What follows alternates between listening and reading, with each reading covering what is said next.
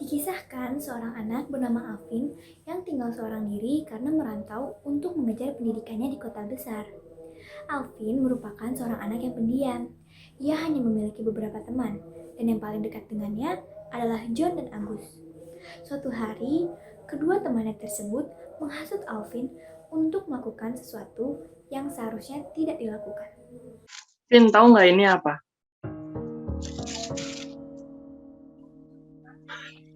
Hah? Tuh garam. Ngaco banget lo, Vin. Ngapain coba bawa-bawa garam di dalam plastik itu? Kayak banget loh, Vin. Ini tuh bath salt. Itu salah satu jenis narkoba kan? Pelan-pelan dong ngomongnya. Nah, kan lu udah tahu nih. Sekarang cobain deh. Bentar dulu. Kalian konsumsi ginian? Kalau enggak ya berarti nggak bakalan nawarin dong. Udahlah, ayo cobain aja, Vin. Enggak. Dan ngaco deh kalian. Itu kan berbahaya. Gak nyangka banget ternyata selama ini kalian konsumsi obat-obatan terlarang. Pokoknya gak mau. Udah lebay deh, Vin. Cobain aja sekali aja kok. Kalau emang gak suka kan gak perlu lanjut dikonsumsi. Tentunya, Alvin terus menolak ajakan sesat dari kedua temannya itu. Namun, John dan Agus pun tidak menyerah begitu saja. Mereka terus menghasut Alvin dengan segala bualan yang mereka buat. Niat kami tuh baik loh. Soalnya gue lihat lo akhir-akhir ini tuh sering kayak lemes banget. Dan banyak beban gitu. Nah, kalau lo konsumsi ini, dijamin lo gak bakalan lemes lagi. Bener tuh, kami jamin. Lo bakal ngerasa bahagia terus. Emangnya lo gak capek apa sama hidup lo? Gue aja capek banget. Tapi habis konsumsi ini, jadi lebih bahagia. Ya kan, John?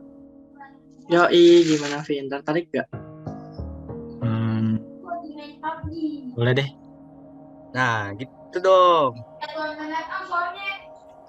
Nih, bawa pulang dulu aja. Nanti jangan lupa lo bawa kesini lagi buat testimoninya. Setelah menyetujui tawaran teman-temannya, Alvin segera membawa pulang barang tersebut untuk dikonsumsi di kamar kosnya. Namun, apakah benar bahwa Alvin, John, maupun Agus akan terjamin kebahagiaannya? Keesokan harinya, Alvin segera memberitahu John dan Agus terkait efek samping yang ia rasakan setelah mengkonsumsi bath salt. Wah, yang kalian bilang kemarin benar dan terbukti. Gue merasa lebih bersemangat nih sekarang. Kemarin nolak segala sih. Maaf ya, kan kemarin belum nyobain. Gimana, mau lagi nggak? Nanti kami kenalin ke orang yang sering ngasih ke kami. Boleh deh. Oke, nanti sore kita ketemuan di lapangan belakang kosan lo ya. Lapangan yang ada gudang kosongnya itu. Yoi, kenapa? Lu takut? Vin, hahaha. Tenang aja, Vin. Kami udah biasa kesana kok. Ya bener, kalau begitu sampai jumpa nanti sore. Sore hari pun tiba. Agus dan John sudah berada di lapangan yang terletak di belakang kos-kosan Alvin. Mereka berdiri bersama sang pengedar sembari menunggu Alvin. Alvin kok masih belum sampai ya? Dia kemana sih? Sabar John, mungkin lagi BAB. Hehehe. Mendingan lo telepon aja deh. Biar nggak kelamaan. Ini udah sore banget tahu. Oke, coba gue telepon ya. Cepet, oi. Vin, masih lama gak? Cepetan dong. Udah sore nih. Iya, sebentar. Ini lagi keluar kosan.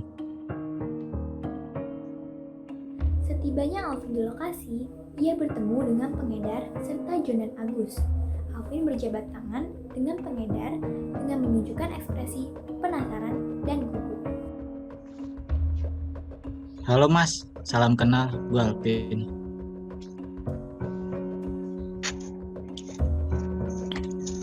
Halo, Vin. Salam kenal.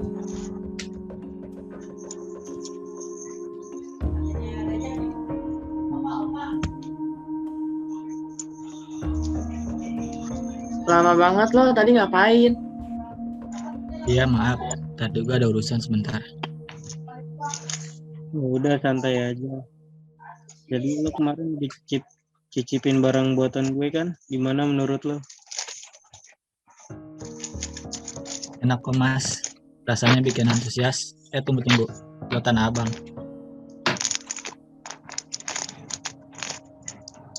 Iya betul. Wow, ngomong-ngomong, Mas Doni bawa barang nggak? Tenang, gue bawa kok. Tapi kali ini nggak gratis ya. Nggak gratis. Iya, kali ini lo harus bayar. Masa barang gratis? Barang bagus gratis. Tapi tenang aja kok, nggak mahal. Kira-kira berapa? Murah kok, 150 aja. Boleh deh, ini uangnya. Kalau mau lagi, kalian bisa langsung hubungi gue aja, oke? Siap. Tanpa mereka sadari, sedari tadi ada seseorang yang memperhatikan mereka dengan jarak yang cukup dekat dengan TKP. Orang tersebut adalah salah satu teman sekolah mereka yang dalam tanda kutip tidak diundang, yang bernama Rani. Gadis itu menyipitkan matanya, melihat dengan seksama apa yang John, Agus, dan Alvin lakukan. Mereka transaksi narkoba? Gak mungkin kan? Wah, gak bisa dibiarin nih. Setelah Rani meyakini dirinya bahwa ketiga orang tersebut sedang melakukan transaksi narkoba, Rani pun langsung mengeluarkan ponselnya dan memotret ketiga temannya yang melakukan tindakan ilegal tersebut. Meskipun mereka teman Rani, namun perbuatan yang salah tidak bisa dinormalisasikan sama sekali, mengingat negara Indonesia adalah negara hukum. Setelahnya, Rani pun segera beranjak dari tempatnya, agar keberadaannya tidak diketahui oleh John, Agus, dan Alvin. Keesokan harinya, setibanya Rani di sekolah, ia segera menuju ruang kesiswaan. Di sana terdapat Pak Malik yang sedang berkutat dengan berkas-berkas di mejanya. Assalamualaikum, permisi Pak. Waalaikumsalam. Iya, ada apa nak? Silakan. Maaf mengganggu waktunya Pak. Jadi saya ingin melaporkan sesuatu tentang 3 orang siswa di sekolah kita Pak. Langsung saja nak. Apa yang akan disampaikan? Jadi kemarin saya nggak sengaja melihat 3 anak ini Pak. Namanya Agus, Alvin. Namanya John, Agus, dan Alvin. Dari kelas 10 IPS 3. Nah, awalnya saya ingin menyapa mereka Pak. Tapi melihat gerak-gerik mereka yang mencurigakan, jadinya saya tidak jadi Pak. Dan saya juga baru nyadar kalau mereka bersama satu orang asing Pak. Terus dilihat-lihat saya juga melihat mereka sedang bertransaksi narkoba Pak. Mendengar pernyataan tersebut, lantas Pak Malik terkejut bukan main. Yakin kamu nak? Masa iya siswa dari sekolah kita begitu? Awalnya saya juga nggak percaya Pak. Tapi saya ada buktinya kok. Sebenarnya saya juga kurang tahu sih Pak. Soalnya barang yang mereka pegang juga mirip dengan garam. Mungkin Pak Malik lebih mengerti. Ini fotonya Pak. Wah, benar-benar ya mereka. Baiklah Narani, terima kasih. Akan saya panggil mereka nanti. Sepulang sekolah, 3 anak tersebut benar-benar dipanggil oleh Pak Malik untuk menemuinya di ruang kesiswaan. Kini mereka sedang menuju ruangan tersebut. Ini kira-kira kita mau diapain ya? Itu jelek deh. Jangan gitu dong, berdoa aja. Sesampainya di depan ruang kesiswaan, mereka segera dipersilahkan masuk oleh Pak Malik. Suasana cukup tegang di sana. Tidak ada yang bersuara hingga akhirnya Pak Malik yang terlebih dahulu membuka pembicaraan.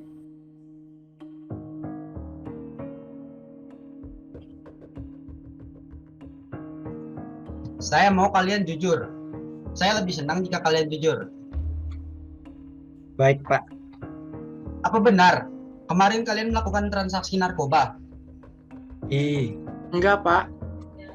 Saya kan minta kalian jujur. Benar Pak, kami gak ngapa-ngapain. Memangnya kenapa Bapak menuduh kami begitu? Saya tidak akan menuduh tanpa dasar bukti yang jelas. Kalian kemarin benar-benar melakukannya kan? Saya juga mendapat bukti fotonya. Bisa jadi manipulasi tuh Pak. Saya sih nggak pernah ngelakuin hal yang aneh-aneh. Iya tuh Pak, lagi pula Bapak tidak menunjukkan buktinya ke kami. Bisa jadi Bapak hanya menuduh saja kami saja. Kalian ini diminta jujur apa susahnya sih? Saya lebih suka kalian jujur ya. Maaf banget, tapi Pak saya udah dijemput, saya duluan pulang ya. Saya juga Pak. Permisi ya Pak. Setelah pertemuan dengan Pak Malik tersebut, Alvin kemudian merenung di kamarnya. Ia benar-benar menyesal karena sudah terhasut oleh teman-temannya. Ia merasa bersalah kepada dirinya sendiri dan juga pada orang tuanya. Padahal, ia tadi sudah ingin jujur pada Pak Malik. Namun, John dan Agus selalu menyangkal. Kalau aja tadi jujur, pasti Pak Malik juga akan ngerti. Semalaman, Alvin memikirkan hal tersebut. Ia mulai berpikiran pada kemungkinan-kemungkinan terburuk yang akan menimpanya. Alvin juga mulai merasa seperti depresi. Sepertinya efek obat yang sebenarnya sudah mulai terasa. Kembali lagi pada Pak Malik, setelah 3 siswa tersebut pergi dari ruang kesiswaan, beliau benar-benar merasa murka. Setibanya di rumah pun, beliau masih tak habis pikir dengan apa yang telah dilakukan murid-muridnya. Namun, Pak Malik tahu bahwa Alvin sudah berusaha untuk jujur tadi. Tak tinggal diam begitu saja, Pak Malik segera melapor dengan menemui pihak berwajib agar 3 anak tersebut dapat segera direhabilitasi. Selamat siang, Pak. Selamat siang, perkenalkan saya Ahmad. Apakah ada yang bisa dibantu? Baik. Sebelumnya perkenalkan juga nama saya Malik. Tujuan saya ke sini adalah untuk melaporkan 3 anak yang melakukan transaksi narkoba. Pak Malik kemudian menunjukkan bukti foto yang diberikan oleh Rani ke Pak Ahmad selaku pihak berwajib. Dari yang dilihat dan bukti fotonya, saya menduga mereka melakukan transaksi narkoba. Saya sebagai guru pun juga sudah memanggil mereka untuk dibicarakan baik-baik.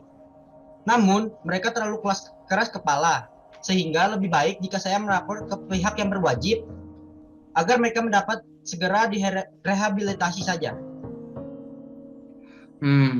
Sepertinya benar itu narkoba. Baik, buktinya sudah cukup kuat. Namun, untuk meyakinkan lagi, maka mereka harus melakukan tes urin terlebih dahulu. Tes urin ya, Pak? Iya, benar. Sekarang, tolong Bapak lengkapi data-data dari tersangka tersebut. Ya, Pak? Baik, nanti malam mungkin saya sudah bisa kirim ke email Bapak ya. Kalau begitu saya pamit. Selamat siang, Pak. Siang, terima kasih sudah melaporkan Pak Malik. Keesokan harinya, saat John, Agus, dan Alvin ingin pulang dari sekolah, mereka dihampiri oleh seseorang dari pihak berwajib. Selamat siang, Dek. Siang, ada apa ya Pak? Perkenalkan, saya Rizal dari pihak berwajib. Saya diminta untuk membawa adik-adik sekalian untuk ke kantor bersama saya. Tolong segera naik ke mobil ya. Tanpa banyak berbicara, mereka bertiga langsung digiring menuju mobil. Setibanya di kantor yang dimaksud, John, Agus, dan Alvin terkejut bukan main. Setelah memasuki kantor tersebut dan ditempatkan pada sebuah ruangan, Pak Rizal segera menjelaskan maksud dirinya membawa mereka ke tempat tersebut. Dikarenakan ada laporan bahwa kalian bertiga menggunakan narkoba, juga ada bukti fotonya. Kalian akan melakukan tes urin untuk membuktikan bahwa kalian positif narkoba atau negatif. Tidak Pak, kami tidak menggunakan narkoba. Bukti apa Pak? Ada yang fitnah kami kali Pak? Iya Pak, kami tidak mungkin melakukan hal itu. Nggak usah perlu tes urin lah Pak. Maaf, ini udah sesuai prosedur. Kalian wajib untuk tes urin. Tidak bisa menolak. Pak, Tidak Pak, ini udah kesalahan besar Pak.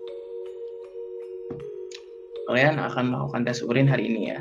Lagi pula, kalau kalian memang merasa tidak mengkonsumsi narkoba, kalian tidak perlu panik untuk mengikuti tes urin. Telak, mereka sudah tak bisa berkutik lagi. Tak lama setelah itu, John, Agus, dan Alvin dibawa menuju ke tempat laboratorium untuk tes urin. Mereka bertiga terlihat sangat gugup dan takut. bisa terlihat rasa bersalah pada muka Alvin.